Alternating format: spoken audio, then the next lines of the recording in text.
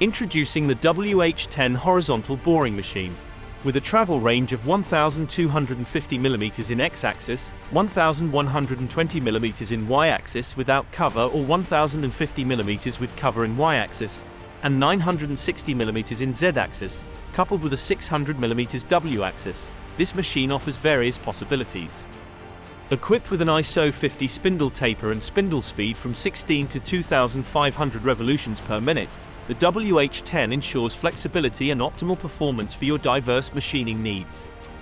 Its 1000 by 1120 mm table, featuring a 360-degree B-axis rotation with 0.001 degree incremental indication, opens up new possibilities for complex machining operations. Driven by a powerful 20 kilowatts main motor, the WH10 is your partner for demanding applications. Own the WH10 now and elevate your machining. Contact us to learn more.